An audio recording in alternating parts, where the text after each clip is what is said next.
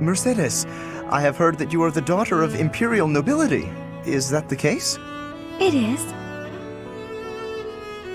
And you have a crest as well. Is that not so? Again, it is. Why did you not tell me? I was under the impression you were a commoner. I didn't mean to hide it from you, but you never asked. Besides, I am considered common now.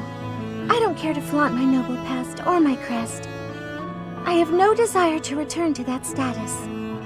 Then, if I may speak hypothetically a moment, does that mean that if a nobleman were to offer you his hand in marriage, you would decline? Not at all. That's a separate matter entirely.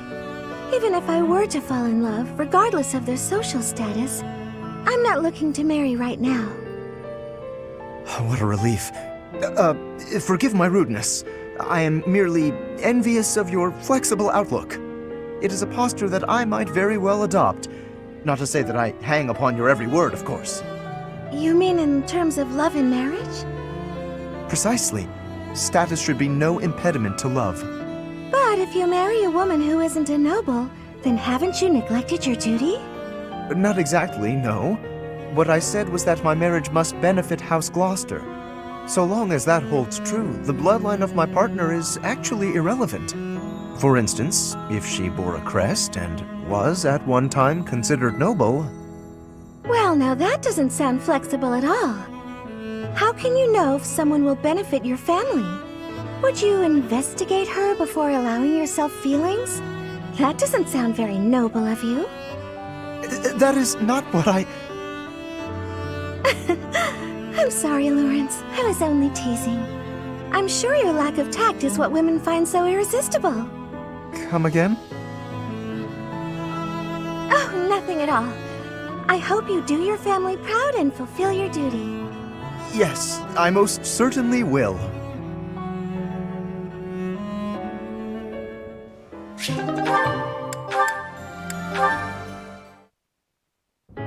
As my mind clings to desperate thoughts, here it comes, Horsebow, Moon, and Summer's End. Did you hear me just now? What did you think? Marvelous, as though sung by the goddess herself. Enchanting, heartrending, your voice truly captivates all who hear. It is as though you channel all the emotion and human experience of your life into the music. Well, I guess I have my fair share of life experience, so long as you're not implying I'm old. No, that is not... I mean to say that you skillfully applied your own interpretation in the music. Interpretation? When I sing, I am not interpreting. I'm scarcely thinking at all. I simply yield my heart to the poetry, and the emotion follows naturally. I believe that is what they call genius. I hope you will permit me to listen again.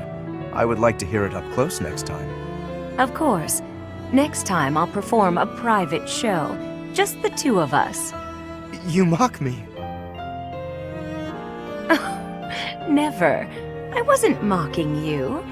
In fact, I'd like to see some more of your poetry. My poetry? Why? I'd like to use it for another song. I promise that when it's done, you'll be the first to hear. Please, my poetry is merely an idle pursuit. That doesn't matter. The words are unadorned, the feelings so direct. Your poems have touched my heart. They are so true to life. I suppose there is a certain appeal in the portrayal of such dark emotions, even if it is a bit graceless. Very well. Take this. You may use any of the poems I've finished working on. Oh my, I can hardly wait. Is this the next part of the poem I was singing just now? Yes. I wrote that after I heard you sing the first part. I had nearly given up on it, to be honest, but your music gave me the inspiration to continue. Though it is still quite unpolished and not at all ready for a broader readership, I feel. Unpolished? No, Lawrence. It's beautiful. Thank you. To think that my voice inspired you.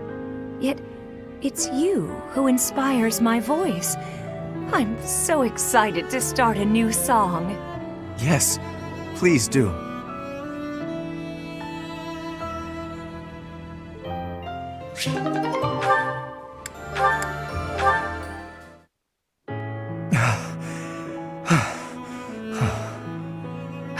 Let's put the match on hold for now, Lawrence. Or if you can't wait, we'll say you won. No. Let us resume it later.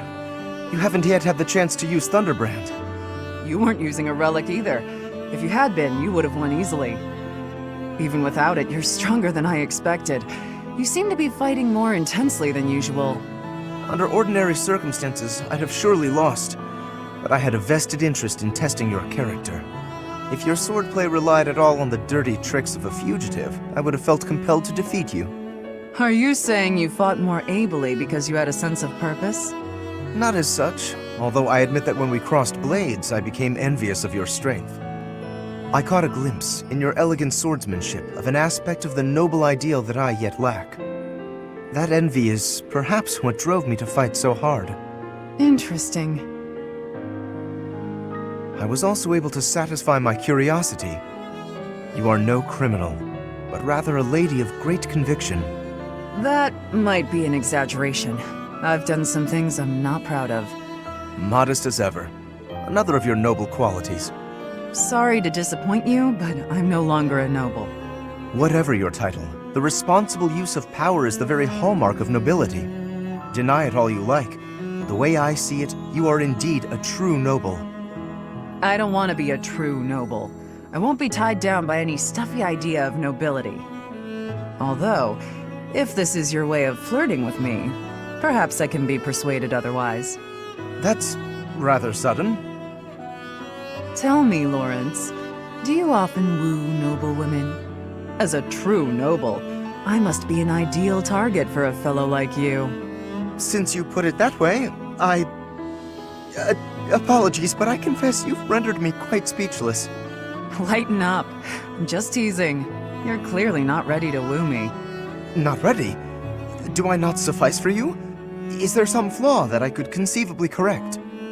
You're more open-minded than you used to be, but you're still so hung up on status and lineage. If you became a more tolerant person, maybe it would work out. What matters isn't someone's blood, it's what they want, what they fear, what they accomplish. When you understand that, let me know, and I might just fall for you. Just wait and you shall see, Catherine. I fully intend to live up to the very highest of your standards.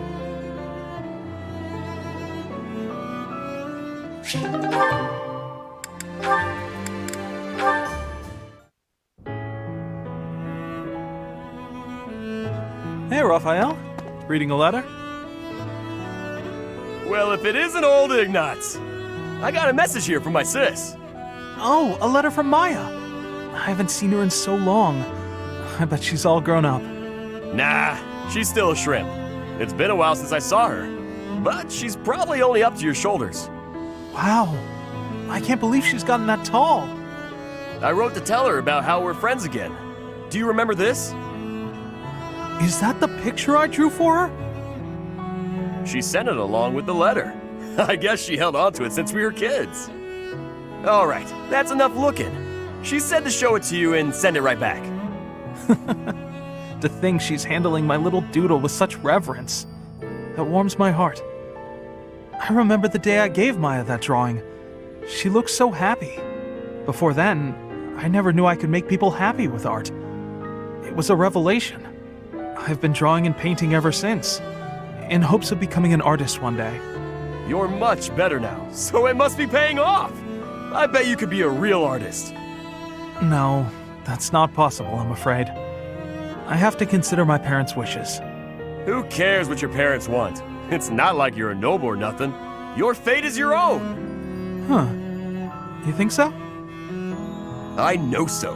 And I'm gonna support you with whatever dream you got. Okay, let me see. What's the first step to follow your dreams? Oh, got it. You should paint me. Paint you?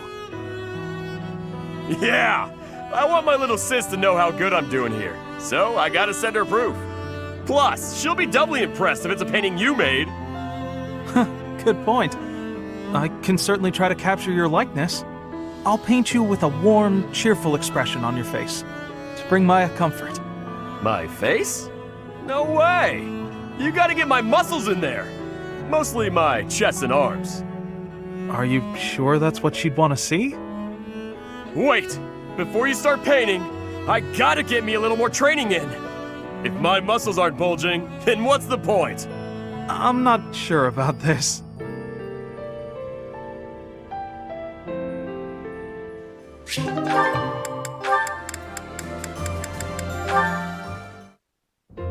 Where is that darn ladder? Need help with something, Lysithia? I can't find the ladder anywhere, and I needed to check out the books up on that top shelf. Want me to just grab one for you? No, I need to be able to dig around myself. No problem. You can sit on my shoulders instead. Up you go! Hang on a sec! That's not... Ugh! I hope nobody saw that. Anyway, thank you. That was helpful. I can't believe how many fantastic books were hidden just out of reach up there. Thanks for being so patient while I rummaged. No problem at all. It was my pleasure. Hey, Raphael. You're always extra nice to me. Is it because I remind you of your sister Maya? Yeah, I can't help but think about her whenever I see you around. We lost our parents when she was still real little, so she never had adults around to do stuff for her. That's probably why she grew up to be the kind of kid who wants to do everything on her own. That's certainly something I can relate to. I keep telling her that it's okay to rely on her big bro a little bit. Like when there's stuff she can't do because she's too small. She just needs to ask someone bigger to do it. I told her that she could help me when I'm having trouble with stuff too. Then we would be even. Young or old, we can all help one another out. We each have our strengths and weaknesses. Receiving help and providing help in return. It sounds so simple, really. It is simple! I knew you'd get it. I do. And I hope you understand that you can come to me for help too, Raphael. I can't be the only one receiving aid. It makes me feel incompetent and like a kid. I hate that. Alright then. You could help me clean up my room. I bet it's a disaster knowing you. I'll help you on that front, but I've got some rules on how to keep things tidy. You'll need to listen up. If you could help with the actual tidying, that would probably be better. No need to bother with rules. I don't really do so good with remembering the complicated stuff. Oh! I got an idea! It would be even better if you could just come by and tidy up from now on! If you keep helping me, then I can help you whenever you need it. No guilt. Whenever I need it, huh? How long does that offer hold? From now on. Like for always. I don't know what's so difficult to understand. For always sounds nice. I'm fine with that.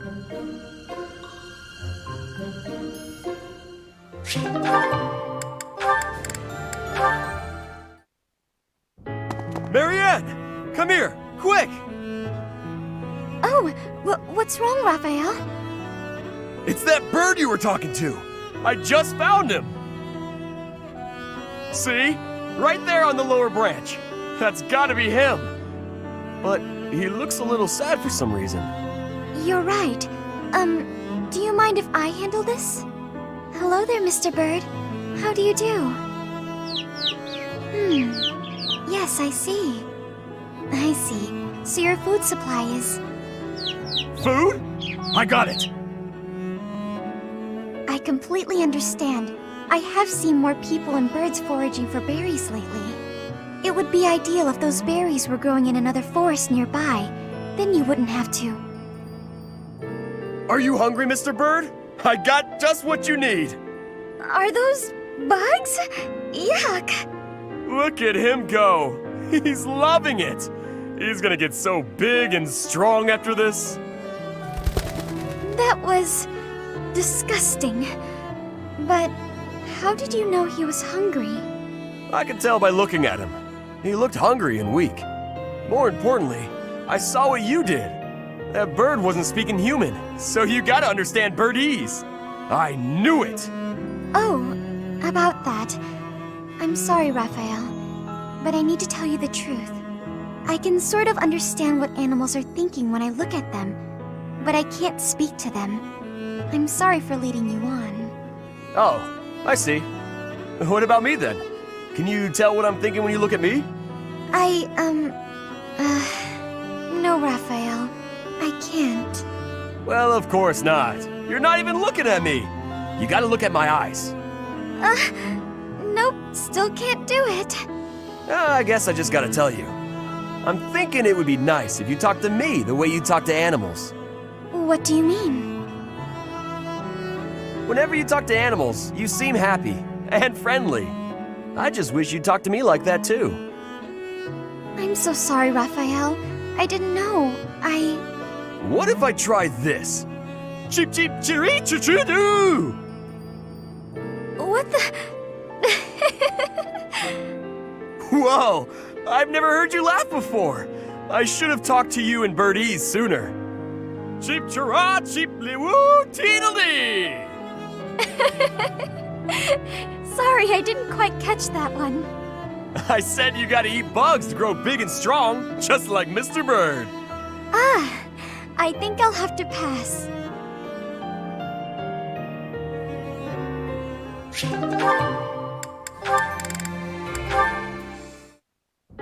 Hey, Raphael.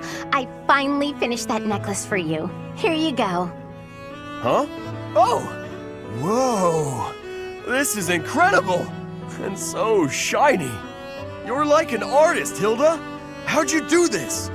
Just like I told you, I put the flowers and the shiny rocks in a bottle and then poured in some resin to preserve everything. I thought the flowers you had were looking a little pathetic, so I added a few of my own. It was hard work, making sure the flowers and the stones were spread evenly, getting rid of the air bubbles. What's this? The part you hang around your neck? I thought you used the one I gave you. Oh yeah, no, that's a cord I braided. I was going to use metal, but some people are allergic to metal, so I figured better safe than sorry. Anyway, you didn't give me much to work with, and look what I pulled off. I am a miracle worker. It's gorgeous! Beautiful! I've never seen anything like it. Thank you, Hilda. Whoa, hold up! What's with the blubbering? It's just... I bet my sister never got anything so pretty in her whole life. She's had to deal with so much because of me. I never got her anything this nice and cute before. She's gonna love it and be so happy.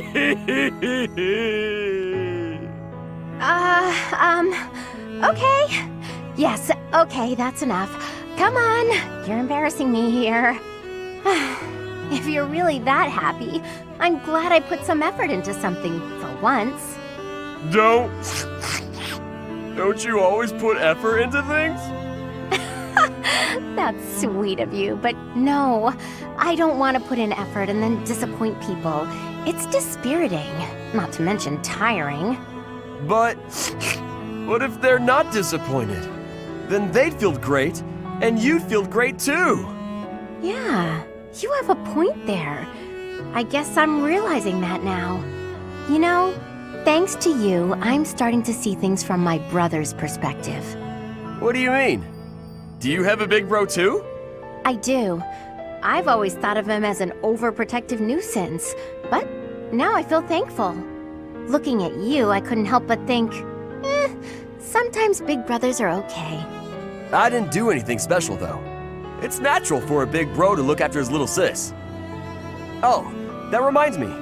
I still haven't found anything special enough to repay you for the necklace. I got an idea though. How about I help you make a tough-looking necklace for your big bro? No need.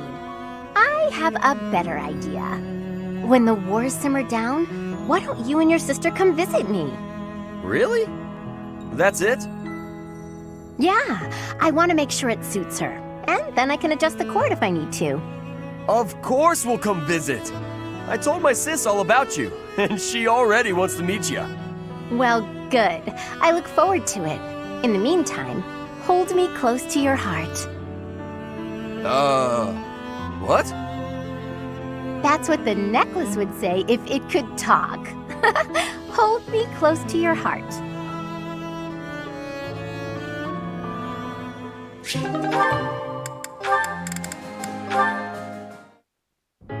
Hey, writing to your sister again?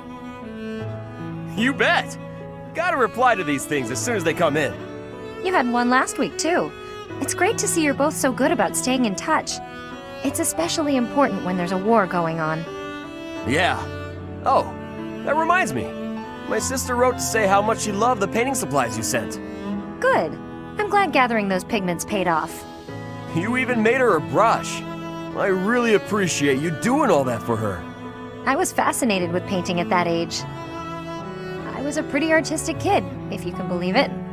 Not a lot of time for it when you're hungry, though. Sounds like you had a pretty tough time growing up too, huh? I guess so. We never thought of it that way. But it's true the children in my village don't usually get to choose their futures. Any one of us could have had the talent for artistic genius and never even noticed. I was one of the lucky ones. I only got to follow my passion thanks to my father and all the other folks. That's why, once I come into my own, the first thing I'll do is head back there and help the other kids. Oh, wow. It's like all the kids in your village are counting on you. No need to exaggerate it. Besides, it's not like I'm unique. You're working hard for your sister's future, aren't you? Yeah. It's like me and you are both carrying big weights. We should try sharing the weight with each other. You know, lighten both of our loads. Huh? If we share our problems, then we only gotta carry half the weight, right? It works out for everybody. It's probably a good thing you didn't try to take on your family's business. If you take half of my burden and I take half of yours, the total's still the same. Nah, that doesn't sound right. Everything's lighter when you don't gotta carry it alone.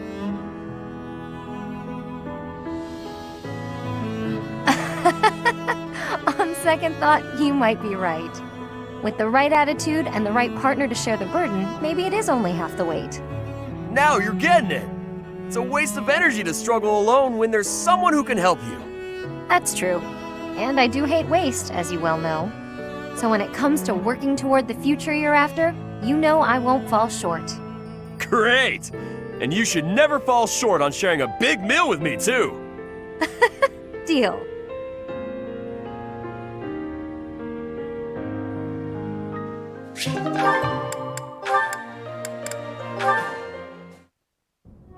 There he is. Okay, Bernie, you can do this. Oh, Bernadetta. Sorry, just passing through. Didn't mean to scare you again. No, it's all right. Actually, I came to talk to you. I owe you an apology. It's, long overdue. Huh? What do you have to apologize for? I'm hopelessly terrified of you. So every time I see you, I kinda lose my mind. But once you're gone and I get time to calm down, I realize I'm making a big deal out of nothing. I'm sorry I couldn't tell you before. I feel awful. I hope you can forgive me. Come on now. It's alright. I wasn't really that bothered by it. Promise. I should have been more careful not to scare you. I'm a big guy, and my muscles can be intimidating. No, you did nothing wrong. It's all my fault. How about this? Let's say it's both our fault and call it even. But you know, I've been thinking. You really are scared of everything. Is there something we can do to fix that? You mean like a cure? Something like that.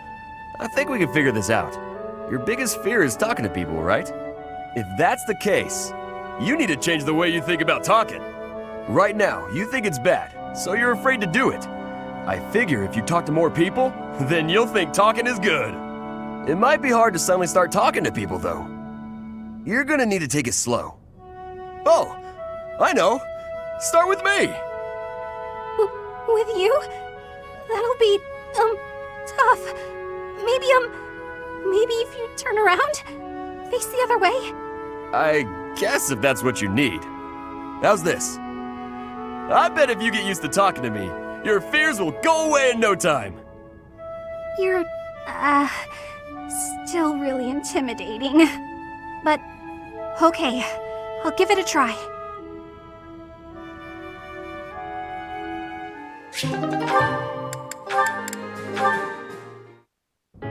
Eating? In the dining hall. You? What do you mean? The dining hall's where I do most of my eating. If only the old version of you could hear you say that. It seems to me you've taken more care with your appearance of late, too. For once, you aren't covered in gravy and oil from head to toe. I'm impressed. Of course not, Ingrid. A proper night has to be neat and tidy. All right, what have you done with Raphael? It's all thanks to you. You said I had to clean up if I wanted to be a knight, so I started being more careful.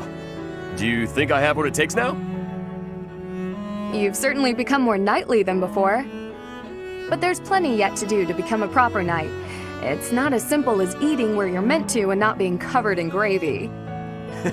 Maybe I'd have a better chance if I just married you.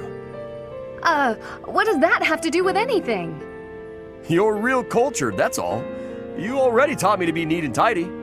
I figured you could teach me a lot more about being a proper knight if I always had you around. That would be quite the undertaking for me. Listen, Raphael, that's sweet of you. However, as I've said before, I've no intention to marry. Let's cast aside this talk of marriage, and instead embolden one another to be the best knights we can be. You're right.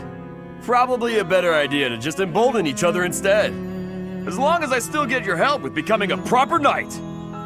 While you're working to be more proper, I'll be working to strengthen myself, that I might become a greater knight than you. Huh. I don't know about that. I'm pretty tough.